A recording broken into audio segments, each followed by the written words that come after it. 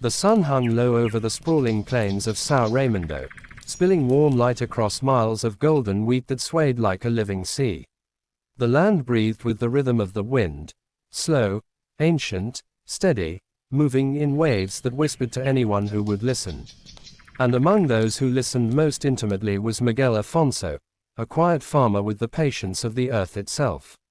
Miguel was the kind of man who woke before the birds, who knew the scent of rain before the clouds gathered, who believed that every problem could be solved if one tended to it with diligence and kindness. People respected him, some for his success, others for his humility, but he never minded their opinions. His heart belonged to the land, to his wife Maria, and to the simple peace of his farm. That morning began like any other. Miguel tied his old boots, washed his face in cool water from the basin, and stepped outside into the crisp air. The smell of wheat, soil, and dawn filled his chest. Maria, gentle as the morning light, waved from the doorway. "Vai devagar, meu amor," she said. "Go slowly, my love." Miguel tipped his hat and smiled. Always. He mounted his horse, Barão, a faithful creature with gray hairs slowly taking over his once black mane. The journey into town took about half an hour, following a dusty road lined with cactus shrubs and fields in various stages of ripening. The slowness suited him. He used the time to think, to plan, to breathe. In town, life moved differently, louder, quicker, tangled with gossip and the restless energy of people seeking purpose. São Raimundo had only one main street, but it was almost always busy. Vendors shouted about fruit prices. Children chased chickens around the market square. Dogs barked lazily, wagging their tails at anyone who seemed friendly.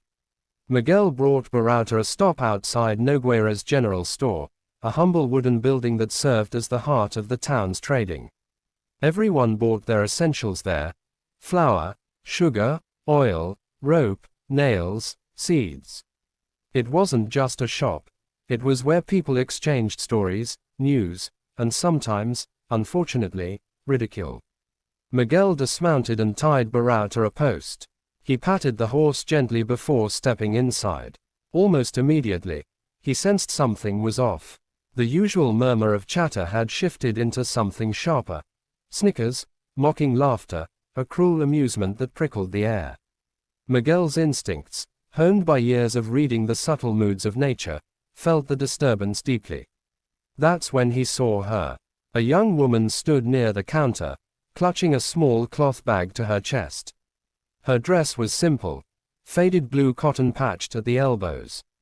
Her eyes, large and dark, flickered with discomfort as she faced a group of 3 men lounging near a shelf of canned goods. They stared at her with mean curiosity, their expressions twisted by a mix of arrogance and boredom, the most dangerous combination. Beside her stood Eliza, the shopkeeper's daughter, a bright-eyed girl of 19 who had inherited her father's stubbornness and her mother's fierce compassion. She looked angry, her hands balled into fists. "Diexam ela em paz," Eliza snapped. "Leave her alone." But the men only smirked. "A gente só tá conversando," said one, his grin sickly. "We're just talking." Miguel still didn't know the visitor's name, but her posture told him everything. Shoulders drawn inward, chin trembling, fingers gripping her bag like it was the only thing keeping her grounded. She was frightened. She did not belong here. Not in the sense of origin, but in the sense that the town had not yet made room for her. Miguel stepped forward quietly, unnoticed at first. He heard one of the men ask the woman, mockingly, "What are you doing in a place like this? Can you even afford anything here?" Laughter followed. The woman's cheeks flushed with humiliation. Her lips parted slightly, as if she might respond, but no sound came. She lowered her gaze to the wooden floor. Miguel felt something ignite in his chest, not anger, but a deep, heavy disappointment. Cruelty was like drought. It dried the soul, cracked it open, and left it barren. He had seen men become bitter over the smallest things, but he had also seen kindness repair what cruelty had broken. Miguel cleared his throat. The room fell silent instantly. All 3 men turned. Their confident smirks faltered when they recognized him. Miguel wasn't a confrontational man, but he carried a quiet authority, the kind that came from reputation, from deeds, not words. Bom dia, he said calmly. Good morning. One of the men attempted a laugh. Ah, Senhor Miguel, we were just teasing a little. Nothing serious. Miguel held his gaze, unblinking. Teasing stops when someone feels small, he said softly. And she looks like she's shrinking. The words landed in the room like a hammer wrapped in velvet. Firm, undeniable. The men exchanged glances. Humiliation flickered across their faces now, not the kind meant to hurt, but the kind that comes from recognizing one's own pettiness. None of them dared to argue further. They muttered excuses and slipped out through the door, their bravado cracking like thin ice. The room exhaled. Eliza, relieved, shot Miguel a grateful smile. Obrigada, Senhor, she said. Thank you, sir. He nodded once. Kindness isn't optional, Eliza. Then he turned to the young woman. She looked even more fragile up close. Eyes red, lips trembling, shoulders sagging with exhaustion. Her hair was tied back in a low braid, slightly undone by the wind. She seemed like someone who had walked too far for too long. What is your name? Miguel asked gently. She hesitated, as though the simple question carried weight.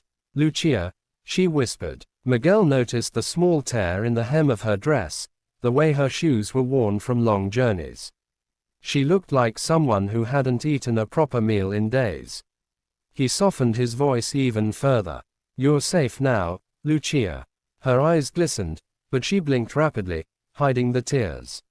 She opened her cloth bag and pulled out a small coin purse. It was thin, very thin.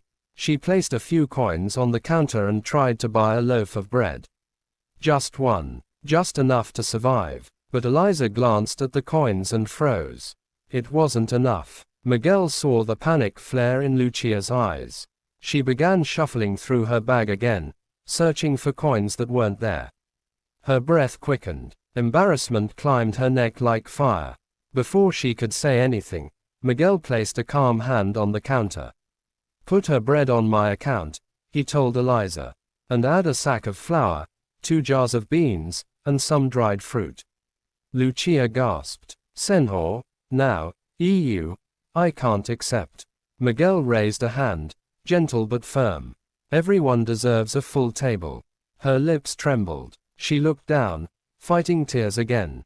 But Miguel wasn't finished. He offered her his arm.